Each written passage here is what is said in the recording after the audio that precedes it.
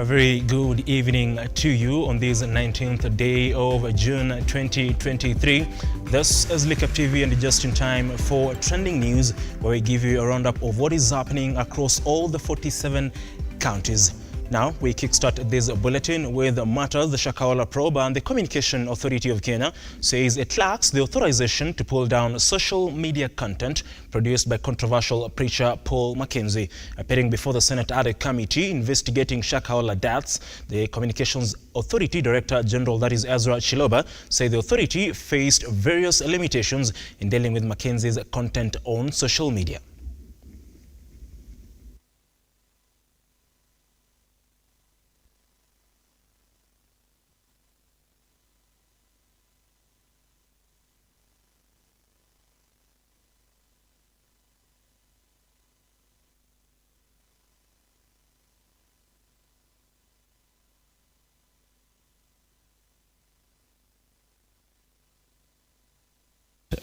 Basically the principle.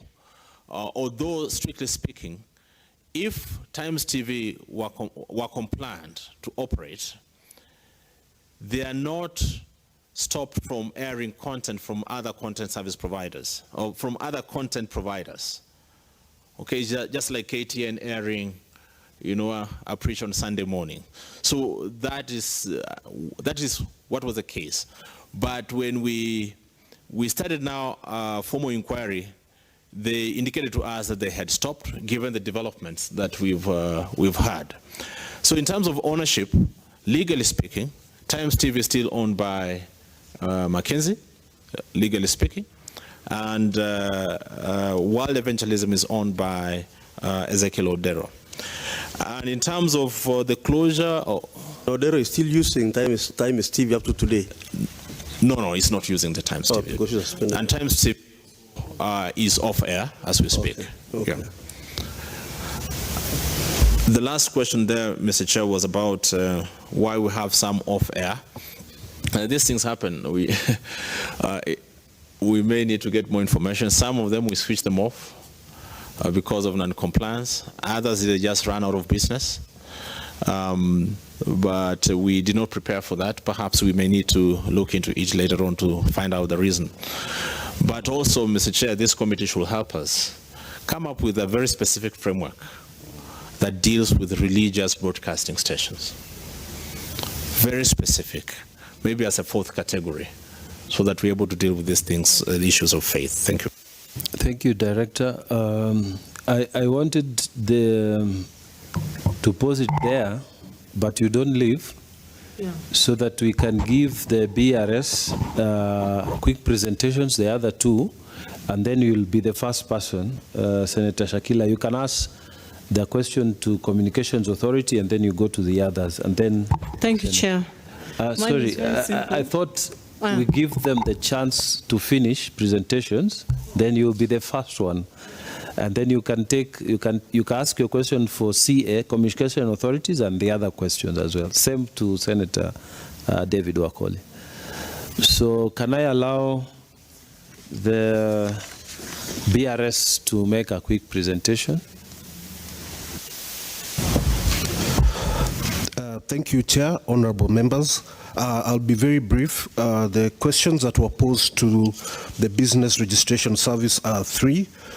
We were supposed to provide information about any business entity that is On to matters trade, and Kenya has reached an important trade agreement that will see its goods get duty-free access to the European Union market in a deal signed by the government and the European Union.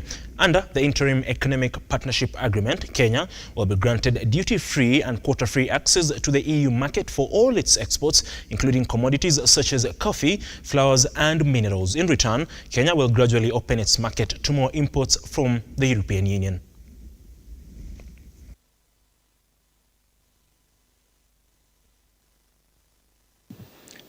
A further achievement of the negotiated agreement is that it anchors Kenya as a natural hub for European companies seeking markets in the EAC, COMESA, and SADC, and eventually to the Africa Continental Free Trade Area.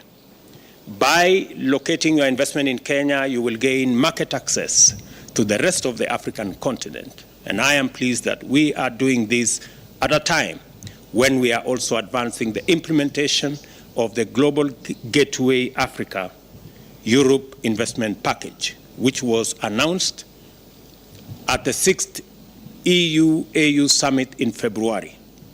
It will promote trade and investment accompanied by trade-related development cooperation, thereby further deepening the economic ties between EU, Kenya, boosting sustainable economic growth, and enabling us to create more jobs.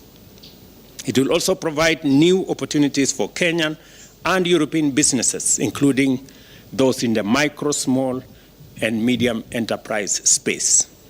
Even though the negotiations are now concluded, it is important to note that the chief negotiators will now lead their teams in finalizing the text and proceed to initiate the procedures that culminate in ratification and eventually entry into force of the agreement. I call upon them to move with speed, the same speed.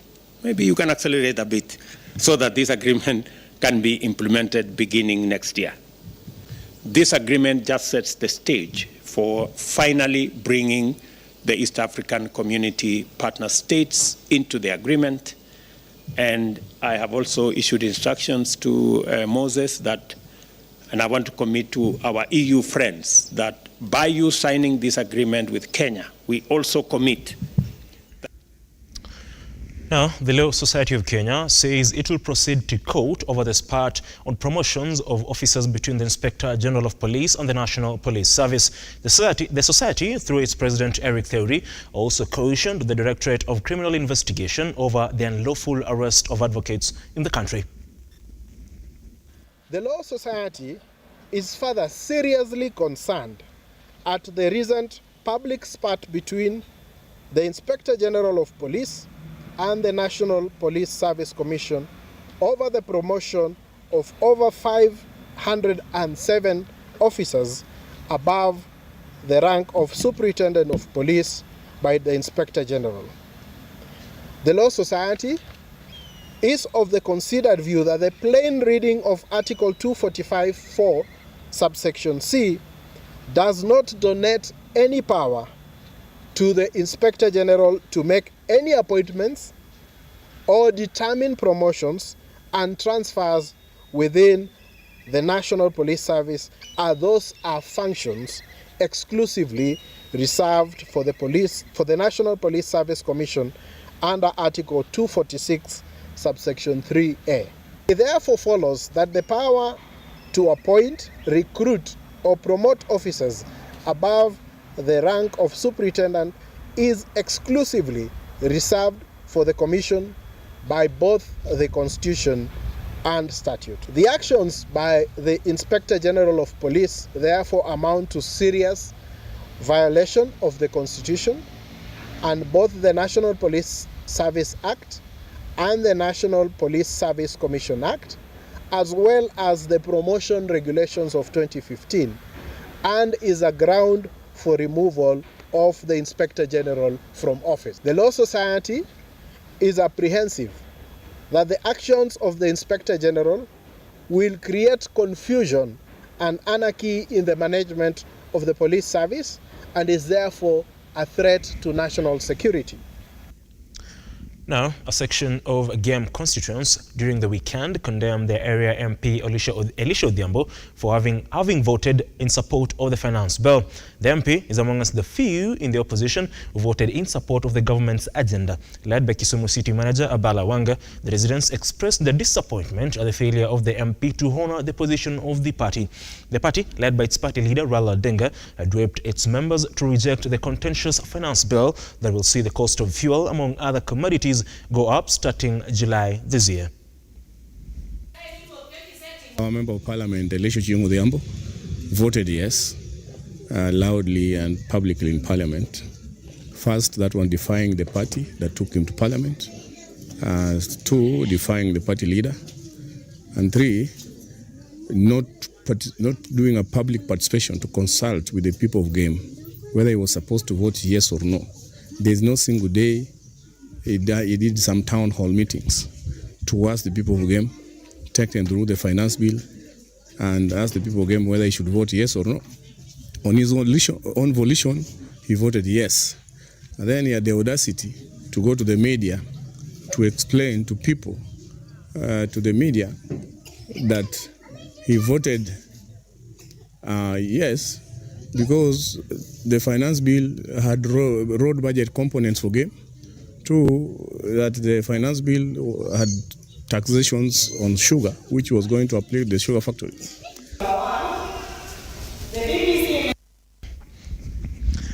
Now, residents of Longonot town in Naivasha have expressed their concern over the high number of students dropping out of school to join the lucrative sand harvesting business. This has been worsened by the rise in cases of substance abuse among students, with peddlers using the transit town to sell their illegal ware. This came as the residents launched a campaign against drug abuse and consumption of illicit brews in the town located along the Naivasha-Maimayu Road. Our cash crop here is sand. So what the parents are doing, they are giving their children the speed. Instead of taking them to college, we have a college here that is very much equipped. It has everything, and yet we are allowing our children to go there. We would like us and the community to make use of that college, the TVET, called the Naivasha TVET. Another issue I would like to address is since we are at the Great North Road, we have so many visitors. Some have come from far and some have come from near. Those are the people who are selling these drugs to our children. We are going to tell the security concerned that as the community, we have come to an end. Watoto wengine wetu wakimaliza shule kwa sababu maybe ya ukosaji wa ajira wanajiingiza katika matumizi ya madawa za kulevya katika eneo letu. Hiyo ni bangi, kubero, pombe ambazo ni za chang'aa, busaa na pombe zingine ambazo tumefanya uchunguzi wetu na tumeona ya kwamba zinatumika katika kijiji chetu. Say no to drugs. Say no to drugs. We need a bright future. We need a bright future. Taita Taveta County First Lady Sabine Mwadime has called upon various stakeholders to make efforts in conserving the environment by taking part in planting trees. Mwadime spoke as she led a tree planting campaign in Namanga, Kajiado County, where 1,000 trees were planted. Tumeona ile janga imetupata kwa ajili ya ukataji wa miti, kwamba mwaka huu mvua kweli imenyesha katika kaunti zingine, lakini bado tunaona katika hizi kaunti mbili kuna mazingira yanaonyesha ukame, hakuna chakula.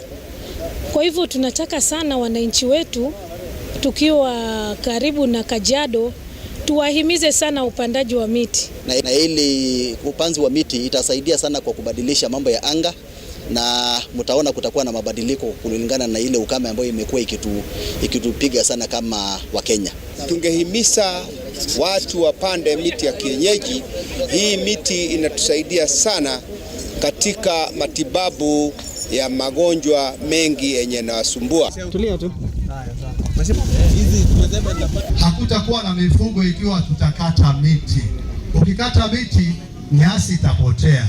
Nyasi ikipotea, mbuzi na ng'ombe na ngamia si wataangamia, si watakufa. Hivyo basi ukipanda miti, nyasi itamea na ng'ombe zako watakula.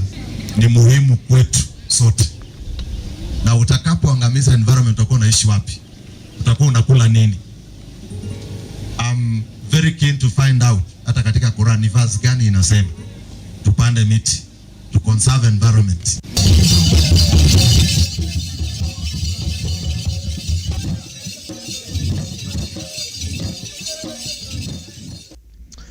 To matters sports, and Kenya's volleyball team for special athletes has registered a win of 20 points to 16 against Tanzania in the ongoing Special Olympic Games in Berlin, Germany. The team is positive to register good results and book a slot in the competition finals, which will be held on the 25th of this month.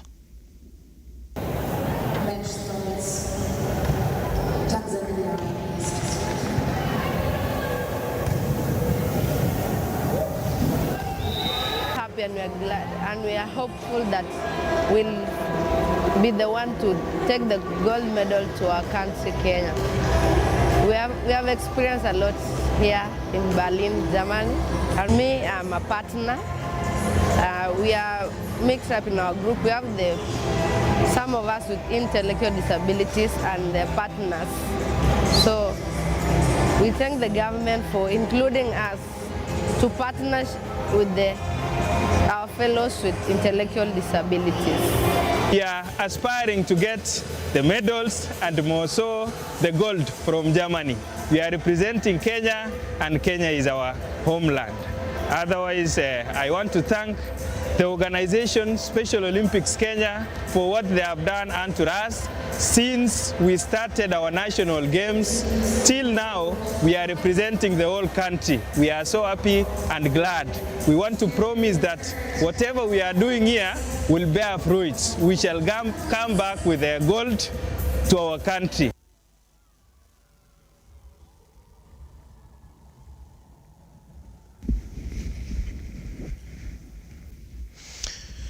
That particular story from Berlin, Germany wraps up our bulletin this particular evening.